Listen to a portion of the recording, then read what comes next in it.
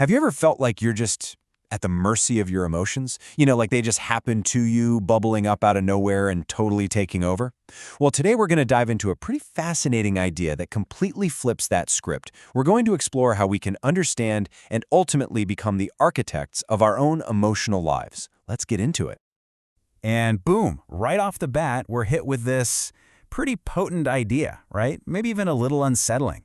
The entire experience of our emotions as these passive forces that just wash over us is an illusion, a story our brain is telling us. So, okay, if it's an illusion, what in the world is actually going on? All right, first, let's really unpack this concept of the emotion illusion, because honestly, it's the foundation for everything else we're going to talk about. Now, hearing that your emotional reality is an illusion might not sound great, but it's not meant to be discouraging. It's actually the exact opposite. Realizing our brain creates this story is the very key that unlocks a whole new level of personal power.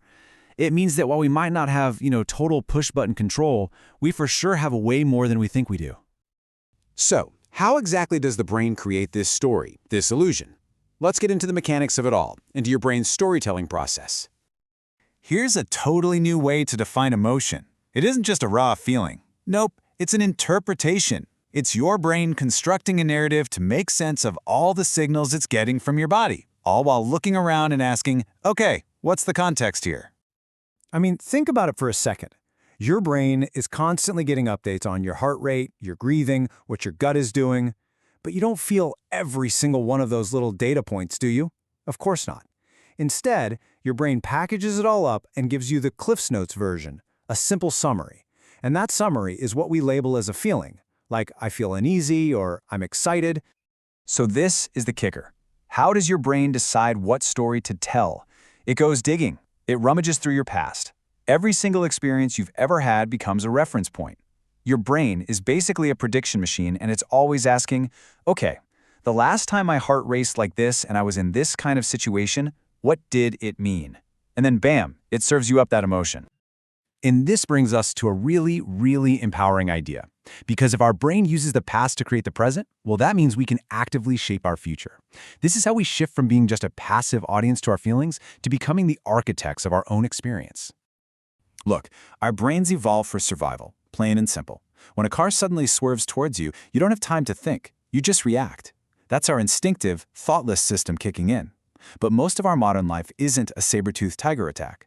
So the real work for us today is to cultivate conscious awareness, to intentionally wedge a little pause between the trigger and our reaction.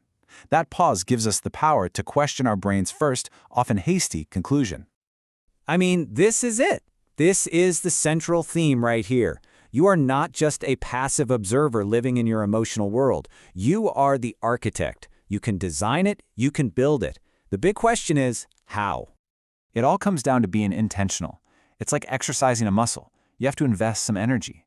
Every new experience you consciously go out and create, every time you choose to react in a different way or expose yourself to a new idea, you are actively seeding your brain. You're giving it new raw material, fresh data that it can use for its predictions tomorrow. So how do we actually start seeding our brains with this new data, especially where it really counts? Well, let's look at one of the most powerful tools we have, our relationships. And the key to unlocking new experiences there isn't speaking, it's listening. Just think about this for a moment, because it kind of flips everything we think we know on its head. We spend so much time and energy focusing on what we're going to say, right? But this idea suggests we've got it all backward. The quality of our own speech, how open and honest and clear we can be, is almost entirely dependent on how well the other person is listening to us. And when that good listening just isn't there, we experience this deep, kind of existential pain. We've all been there, right? Talking to someone who's distracted or disengaged can make you feel more alone than when you are literally by yourself. It's a total breakdown of connection.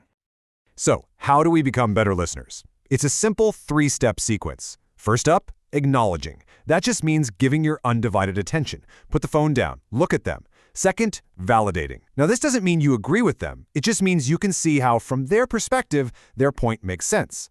And finally, third, empathizing, trying to truly understand why they would feel the way they do. This sequence, this is the pathway to real connection. Okay, let's bring all of this home. This final section is all about recognizing that, at the end of the day, You are the one holding the keys to your own emotional architecture. You know, when we're children, other people are basically wiring our brains for us. But as adults, that power shifts completely. Every choice we make, every single action we take, is a vote. It's either a vote to reinforce the old automatic patterns and predictions, or it's a vote to change them and lay down brand new pathways. And I want to be really, really clear about what this means. Taking responsibility is not about accepting blame for things that happened to you in the past. It's about recognizing that right here, right now, you are the only one with the power to move forward and create change. It's a statement of your capability, not your culpability. So let's recap the tools you can walk away with today. First, you can absolutely change your present to alter your past's grip on you. Second, you can intentionally seed your brain with new experiences to build a different future. And third, you are the one who is responsible and, more importantly, you are the one who is able to make that change happen. And that leaves us with one last crucial question. And this isn't just a rhetorical one, it's a practical one. Knowing that you hold the blueprints, that you have the tools, what kind of emotional life, what kind of experiences are you going to choose to build for yourself, starting today?